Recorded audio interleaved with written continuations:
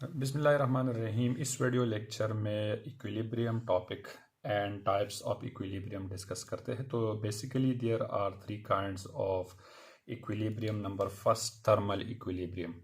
So the definition of thermal equilibrium is that when two or more bodies of a same temperature is known as thermal equilibrium. जैसे कि दो या दो से ज़्यादा object हो, बॉडीज़ हो, सेम टेम्परेचर हो तो थर्मल इक्विलिब्रियम कहते हैं.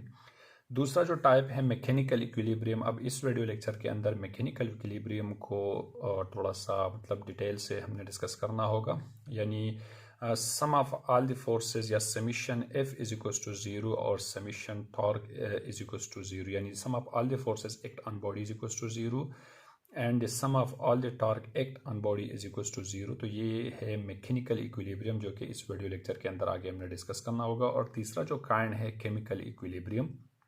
Rate of concentration of reactant is equals to the rate of concentration of product. यानी जो रिएक्टेंट है यानी वो प्रोडक्ट के बराबर हो तो इसको केमिकल इक्विलिब्रियम कहते हैं. तो अब आ जाते हैं मैकेनिकल इक्विलिब्रियम के ऊपर. तो मैकेनिकल इक्विलिब्रियम का डेफिनेशन है कि a body is said to be in a state of equilibrium when it will be in a state of rest or move with a uniform velocity. जैसे कि एक body rest में है तो या यूनिफॉर्म वेलोसिटी के साथ मूव हो रहे तो बॉडी जो इक्विलिब्रियम में होगा. या दूसरा डेफिनेशन इसका ये भी है कि a body is said to be in a state of rest when it possess no acceleration. यानी किसी भी ऑब्जेक्ट की अगर एक्सेलरेशन ज़ीरो हो तो वो इक्विलिब्रियम कंडीशन में होगा.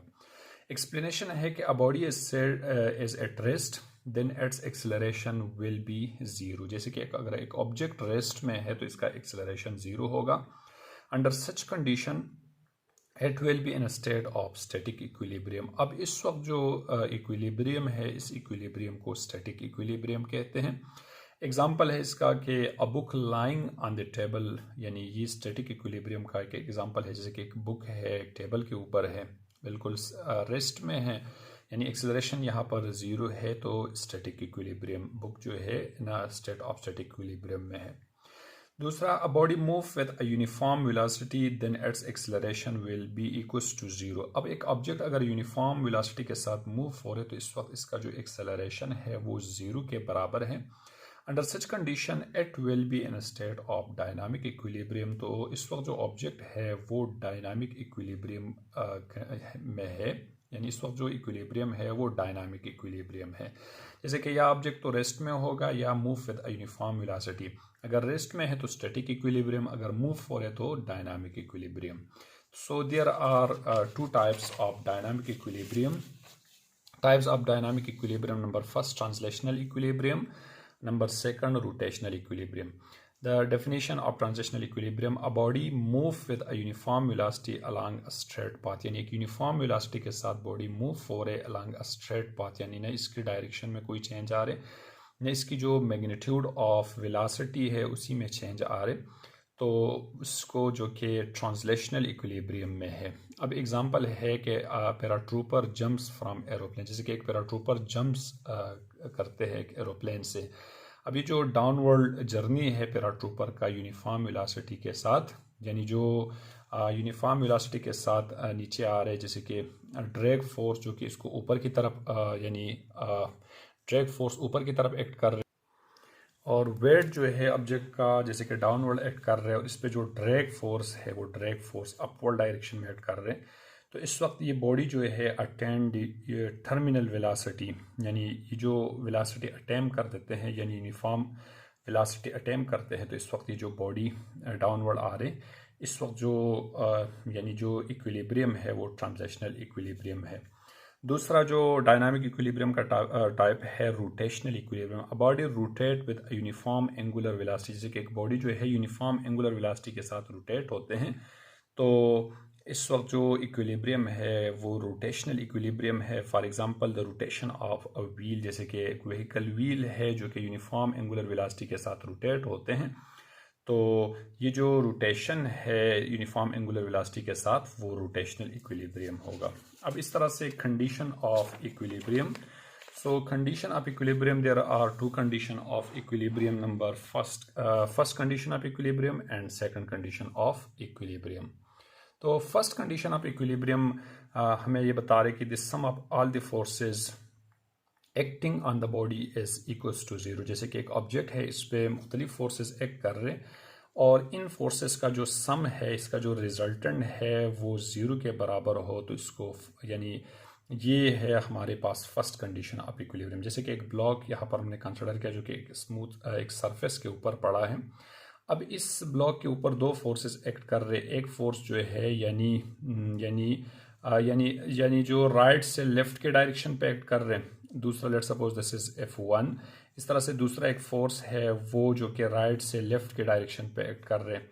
अब ये जो F1 है, लेट सपोज F1 बराबर है F2 के, तो इसको हम यूँ भी लिख सकते हैं कि F1 यानी plus minus F2 is equals to zero. तो इसका जो इक्वेशन आ जाएगा हमारे पास, यानी यहाँ पर जो summation F of X is equals to zero, यानी हॉरिजॉन्टल फोर्सेस इस ब्लॉक के ऊपर लग रहे और इसका जो रिजल्टेंट है दोनों इक्वल फोर्सेस है, तो इसका जो रिजल्टेंट है वो ज़ीरो है। तो यानी यहाँ पर फर्स्ट कंडीशन सेटिस्फाई कर रहे। तो इस तरह से अगर इस ब्लॉक के ऊपर अप डाउन फोर्सेस लग रहे, जैसे कि एक फोर्स ऊपर से अप से डाउन की डायरेक्शन पे लग रहे, let suppose this is F1 force, और एक डाउन से ऊपर के डायरेक्शन पे लग रहा है, दिस इज F2 फोर्स।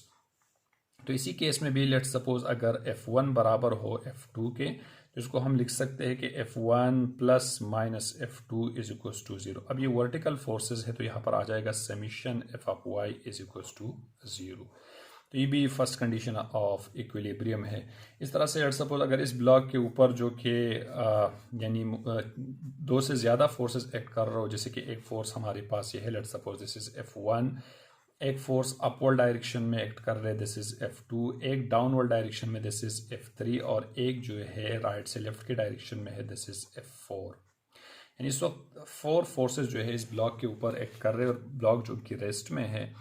तो F1 let suppose F1 plus F2 force बराबर है F3 प्लस F4 फोर्स के। इसको हम यानी अगर इसमें हम समीशन अप्लाई कर देते हैं तो इसको हम लिख सकते हैं कि F1 plus F2 plus minus F3, इस तरह से plus minus F4 is equals to zero आ जाएगा। यानी ज़्यादा फोर्सेस है, इस फोर फोर्सेस इस पे एक्ट कर रहे, तो इसको हम यूँ भी लिख सकते हैं कि summation F is equals to zero. यानी ये भी यानी इक्विलिब्रियम कंडीशन में है, first condition of equilibrium satisfy कर रहे हैं। मुख्तलिफ फोर्सेस ब्लॉक के ऊपर एक्ट कर रहे हैं, लेकिन एज अ रिजल्ट जो कि जितने भी फोर्सेस है सबका रिजल्ट जो है वो ज़ीरो के बराबर है। अब इस तरह से इसी केस में एक ऑब्जेक्ट है हैविंग मास m। अब इसको लेट सपोज स्ट्रिंग की मदद से यू जो कि अटैच करवाया है, वेट ऑफ द ऑब्जेक्ट एक डाउनवर्ड और दो फोर्सेस है स्ट्रिंग के अंदर, टेंशन इस डायरेक्शन में है। अब हमने यहाँ पर फर्स्ट कंडीशन ऑफ इक्विलिब्रियम को सेटिस्फाई करना है, तो यहाँ पर तीन फोर्सेस है। अब ये तीन फोर्सेस किस तरह से एक दूसरे को बैलेंस कर रहे, तो इसके लिए यानी हमने इसमें से फोर्सेस को कंपोनेंट में रिजॉल्व करना होगा। अब अगर हम यहाँ पर गौर कर रहे तो वेट जो है वो डाउनवर्ड डायरेक्शन में है, वाई एक्सेस पे है। जब वाई एक्सेस पे है तो एट्स मीन इसका जो हॉरिजॉन्टल कंपोनेंट है वो ज़ीरो होगा, लेकिन अगर हम टेंशन पे गौर कर दे तो टेंशन ना एक्स एक्सेस के ऊपर है ना वाई एक्सेस के ऊपर है। तो इसके लिए हम एक लाइन ड्रॉ कर देते हैं। तो इस तरह से एक टेंशन का एक कंपोनेंट ये हो जाएगा, दूसरा कंपोनेंट ये बन जाएगा, इस तरह से बीच में एक एंगल बना थीटा। इस तरह से इस वाले टेंशन का फोर्स का जो कंपोनेंट है, एक कंपोनेंट ये बन जाएगा, दूसरा कंपोनेंट ये बन जाएगा। अब ये जो कंपोनेंट है ये टी कॉस थीटा, सेम ये भी टी कॉस थीटा आ जाएगा, सेम ये वाला हमारे पास टी साइन थीटा, और ये भी हमारे पास आ जाएगा टी साइन थीटा। अब यहाँ पर मुख्तलिफ फोर्सेस एक्ट कर रहे हैं, जैसे कि हमारे पास टी कॉस थीटा को बैलेंस कर रहे हैं, और वेट जो है ये plus two T sine theta, यानी T sine theta plus T sine theta से बैलेंस हो रहे। तो इसका इक्वेशन हम इस पे जो रिजल्टेंट फोर्स होगा इस ऑब्जेक्ट के ऊपर F R is equals to, ये बराबर होगा summation F of X I plus summation F of Y J is equals to zero. यानी यहाँ पर यानी हॉरिजॉन्टल फोर्सेस भी है, वर्टिकल फोर्सेस भी है, सबका अगर हम सम निकाल लें तो वो बराबर है ज़ीरो के। तो यहाँ पर जो कि फर्स्ट कंडीशन जो इक्विलिब्रियम है वो भी सेटिस्फाई हो रहा है। इस तरह से सेकंड कंडीशन ऑफ इक्विलिब्रियम है कि the sum of all the forces sum of all the torques acting on the body is equals to zero. Second condition of equilibrium हमें बता रहे कि एक ऑब्जेक्ट के ऊपर जितने भी टॉर्क एक्ट कर रहे हैं और इसका रिजल्ट जीरो हो तो it's satisfy the second condition of equilibrium. जैसे कि हमारे पास एक रॉड है और इस रॉड के ऊपर दो फोर्सेस एक्ट कर रहे हैं, डाउनवर्ड डायरेक्शन में है, दोनों सेम डायरेक्शन में हैं, सेम फोर्सेस सेम, इस पॉइंट से जो मोमेंट आर्म है दोनों सेम है, यानी फोर्सेस भी आपस में सेम है और इस तरह से मोमेंट आर्म भी जो दोनों फोर्सेस का है वो भी सेम है। तो इसी केस में जो क्लॉकवाइज टॉर्क है, यानी क्लॉकवाइज टॉर्क जो है ये बराबर है एंटी क्लॉकवाइज टॉर्क के, यानी clockwise torque anti clockwise torque के बराबर हैं। तो इसको हम यू भी लिख सकते हैं जैसे कि फोर्स टॉर्क फोर्स यानी आर क्रॉस एफ, या R cross F is equals to यहाँ बराबर है आर क्रॉस एफ के, यानी एक जो है हमारे पास जैसे कि ये एंटी क्लॉकवाइज है और ये क्लॉकवाइज है, यानी ये जो वाला जो है ये हमारे पास एंटी क्लॉकवाइज टॉर्क है और इस तरह से ये क्लॉकवाइज टॉर्क है।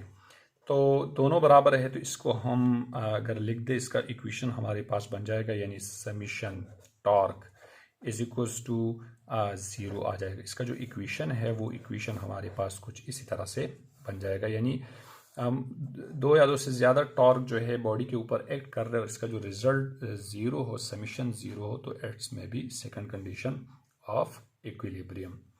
अब इस तरह से अब यहाँ पर कपल है कि लेट्स सपोज हमारे पास एक ऑब्जेक्ट है, एक रॉड है, अब इस रॉड है, अब इसके ऊपर दो equal and opposite forces act कर रहे हैं, लेकिन both forces passes through different points. जैसे कि एक फोर्स यहाँ से ऊपर डायरेक्शन में है और दूसरा फोर्स जो है वो डाउनवर्ड डायरेक्शन में है, एक अपवर्ड है दूसरा डाउनवर्ड है। लेट्स सपोज मोमेंट आर्म दोनों की सेम है।